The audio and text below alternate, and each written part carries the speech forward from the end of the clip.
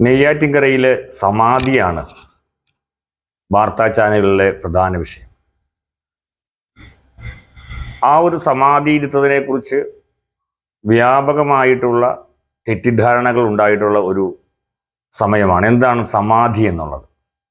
പല താന്ത്രിക സമ്പ്രദായത്തിലെ പ്രാഗൽഭ്യം നേടിയിട്ടുള്ള ആളുകൾ പോലും ആ ഒരു സമാധിയെക്കുറിച്ച് ശരിയായ രീതിയിലുള്ള ഒരു അഭിപ്രായമല്ല പറയുന്നത് കൊണ്ടാണ് ഈ ഒരു വീഡിയോ നിങ്ങൾക്കായി ചെയ്യുന്നത്. ശക്തയ മാന്ത്രിക പീഠത്തിൽ എല്ലാ മാന്യ പ്രേക്ഷകർക്കും ഹാർദമായ സ്വാഗതം.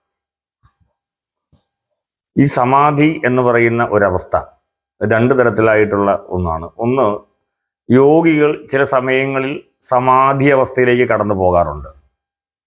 അത് മരണമെന്ന അവസ്ഥയല്ല, ജീവിച്ചിരിക്കുമ്പോൾ തന്നെ സമാധി എന്ന അവസ്ഥയിലൂടെ കടന്നു പോകുന്ന യോഗികളുണ്ട്.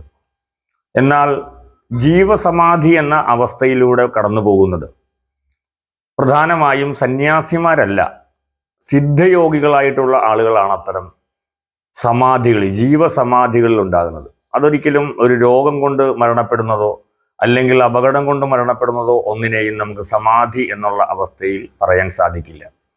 ജീവിച്ചിരിക്കുമ്പോൾ തന്നെ തൻ്റെ പ്രാണനെ തൻ്റെ ഉള്ളിൽ ഒതുക്കിക്കൊണ്ട് സമാധിയിൽ ലയിച്ചു പോകുന്ന നിർവാണം എന്ന അവസ്ഥയാണ് ഈ സമാധി എന്ന് പറയുന്നത്.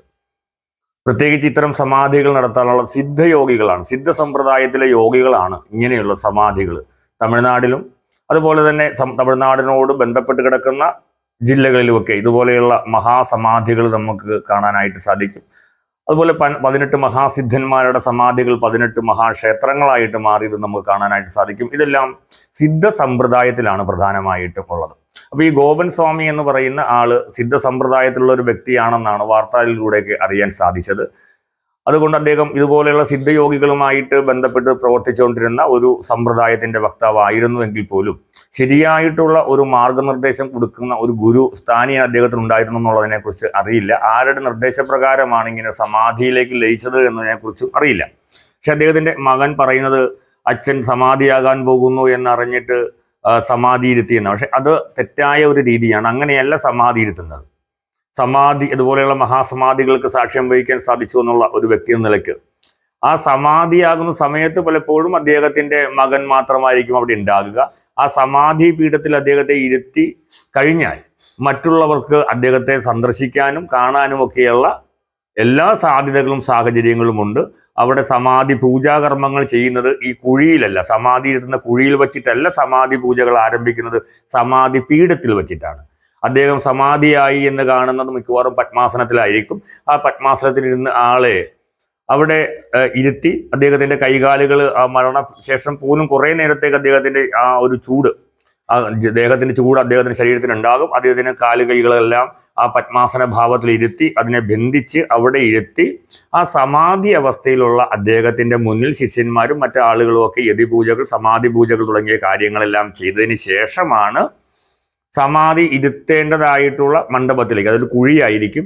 ആ കുഴിയിൽ പണ്ട് കാലത്ത് നമ്മളെ കാണുന്ന നന്നങ്ങാടി എന്നൊക്കെ പറയുന്നതൊക്കെ ഇതുപോലെ മഹാസിദ്ധന്മാർ സമാധിയായിട്ടുള്ള സ്ഥലങ്ങളാണ്. ഇപ്പോൾ ഇത് കോൺക്രീറ്റ് കൊണ്ടുണ്ടാക്കുന്ന കുഴികളാണ്. ഒരു 6 അടിയിൽ താഴ്ചയുള്ള ഒരു കുഴിയാണ്. ആ കുഴിയിൽ ഈ യതിപൂജകൾക്കെല്ലാം ശേഷം സോഹജപം അതുപോലെ ഓംകാര ജപം പോലെയുള്ള ജപത്തോടു കൂടി ശിഷ്യന്മാരും മറ്റ് ആളുകളും അദ്ദേഹത്തെ ആ ഒരു പത്മാസനാവസ്ഥയിൽ തന്നെ എടുത്തുകൊണ്ടുവന്ന് അതിനകത്ത് കൂവളത്തിൻ്റെ ഇല, തുളസി ഇല, അതുപോലെ തന്നെ സുഗന്ധദ്രവ്യങ്ങൾ, ഭസ്മം, ഇത്തരം കാര്യങ്ങളാണ് പ്രധാനമായിട്ട് ഉപയോഗിക്കുന്നത്. ഉപ്പ് പോലെയുള്ള വസ്തുക്കളൊന്നും സാധാരണ ഉപയോഗിക്കാറില്ല. മകളിൽ നിന്ന് കേട്ട് ഉപ്പൊക്കെ ഇട്ട് തോന്നിയിട്ട് അത് ഉണക്കാൻ വേണ്ടി വയ്ക്കുമ്പോഴാണ്, അല്ലാതെ സമാധി ഇരുത്തുമ്പോൾ ഉപ്പൊന്നും ഇടാറില്ല. പ്രധാനമായും ഈ വസ്തുക്കളാണ് പ്രധാനമായും 3 ചെയ്യുന്നത്. ഒന്ന് തുളസി ഇല, കൂവളത്തിൻ്റെ ഇല, അതുപോലെ തന്നെ ഭസ്മം. ഈ വസ്തുക്കൾ കൊണ്ടാണ് അദ്ദേഹത്തിൻ്റെ ശരീരത്തിലെ അനാഹതം എന്ന് പറയുന്ന ഭാഗം വരെയുള്ള ഭാഗങ്ങൾ, അതായത് പടലിക്ക് താഴെയുള്ള ഭാഗം വരെയും അതിട്ട് മൂടിയതിന് ശേഷം മറ്റ് പൂജാതി കർമ്മങ്ങളെല്ലാം ചെയ്തതിന് ശേഷമാണ് അവിടെ ഈ സ്ലാബ് ഇട്ടിട്ട് ചെയ്യുന്നത്. പിന്നീടുണ്ടാകുന്ന 41 ദിവസത്തെ കാര്യങ്ങളെല്ലാം ചെയ്യുന്ന 41ാമത് ദിവസമാണ് സന്യാസിമാരുടെ പ്രധാനപ്പെട്ട ചടങ്ങ്. ആ സമയത്തോ അതിനല്ലെങ്കിൽ 1 വർഷത്തിന് ശേഷമോ 1 വർഷം ആണ്ടിന് ശേഷമോ ആണ് അവിടെ ശിവലിംഗ പ്രതിഷ്ഠ ചെയ്യുന്നത്. ഇങ്ങനെയാണ് സമാധി. അപ്പോൾ അയാൾ പറയുന്നതനുസരിച്ച് സമാധി ആരും കാണാൻ പാടില്ല എന്ന് പറയുന്നത് വളരെ തെറ്റായിട്ടുള്ളതെന്നാണ്. സമാധി എന്ന് പറയുന്ന അവസ്ഥയിലേക്ക് ഈ യോഗി പ്രവേശിക്കുന്ന സമയത്ത് തൻ്റെ തന്നെ പ്രാണനെ ഉള്ളിൽ ഒതുക്കി കുംഭകം ചെയ്തു നിർത്തി അദ്ദേഹം സമാധിയിലേക്ക് പോവുകയാണ് ചെയ്യുന്നത്. ആ ഒരു അവസ്ഥയിൽ ആരും തന്നെ അവിടെ ഉണ്ടാകാറില്ല. പലപ്പോഴും പ്രധാന ശിഷ്യൻ മാത്രമാണ് ഉണ്ടാകാറുള്ളത്. ആ ഒരു കർമ്മം ചെയ്തതിന് ശേഷം അദ്ദേഹം സമാധി അവസ്ഥയിൽ എത്തി, നിർവ്വാണത്തിൽ എത്തി എന്നതിന് അറിഞ്ഞാൽ പിന്നെ മറ്റുള്ളവരെല്ലാവരും കൂടെ വന്നിട്ട് അവിടെ സമാധി പൂജകൾ ചെയ്യാറുണ്ട്. അതുകൊണ്ട് തന്നെ ഈ ഒരു കർമ്മം നടന്നത് അത് ശരിയായ സമാധിയിലാണെന്ന് ഒരിക്കലും പറയാനായിട്ട് സാധിക്കില്ല. അത് സമാധിയല്ല. അദ്ദേഹം മരണപ്പെട്ടതിന് ശേഷം ചിലപ്പോൾ അദ്ദേഹത്തിൻ്റെ കൈകാലുകൾ ബന്ധിച്ച് അവിടെ കൊണ്ടുവന്ന് ഇരുത്തിയതാകാനാണ് സാധ്യത. അതുകൊണ്ട് തന്നെയാണ് മറ്റേ ആളുകളെ ഒന്നും അറിയിക്കാതിരുന്നത്. അതിനെ ജീവസമാധി എന്ന് വെറുതെ പറഞ്ഞ് മറ്റുള്ളവരെ കബളിപ്പിക്കാനുള്ളൊരു സാധ്യത കൂടിയുണ്ട് എന്നുള്ളതാണ്. പക്ഷെ അത് കൊലപാതകമാണെന്ന് വിശ്വസിക്കാനൊന്നും സാധിക്കുന്നില്ല. അത് സാധാരണ മരണപ്പെട്ടതാണ്. ആ മരണപ്പെട്ട ആള് സമാധിയാകണം എന്നുള്ളവരുടെ ആഗ്രഹം കൊണ്ട് സമാധിയിൽ ഇരുത്തുകയും അതിനെ ആ യോഗീശ്വര ഭാവത്തിലേക്ക് വരുന്ന ആ ഒരു അവസ്ഥ എന്ന് പറയുന്നത് ഒരു കബളിപ്പിക്കലാണ്. പിന്നെ ആർക്കും പരാതിയില്ലെങ്കിൽ അതിനെ വീണ്ടും എടുത്ത് പോസ്റ്റ്മോർട്ടം ഒക്കെ ചെയ്യുക എന്ന് പറയുന്നത് അവരുടെ വിശ്വാസ പ്രമാണത്തിനെതിരായിട്ടുള്ളത് കൊണ്ട് നിയമവ്യവസ്ഥയുടെ ഉള്ളിൽ നിന്നുകൊണ്ട് ചെയ്യാവുന്ന കാര്യങ്ങൾ അധികാരികൾക്ക് ചെയ്തു കൊടുക്കാവുന്നതാണ്. അതിനെ സമാധി എന്ന് വിളിക്കാൻ സാധിക്കില്ല എന്നുള്ളതാണ് എൻ്റെ എളിയ അഭിപ്രായം. നമസ്തേ.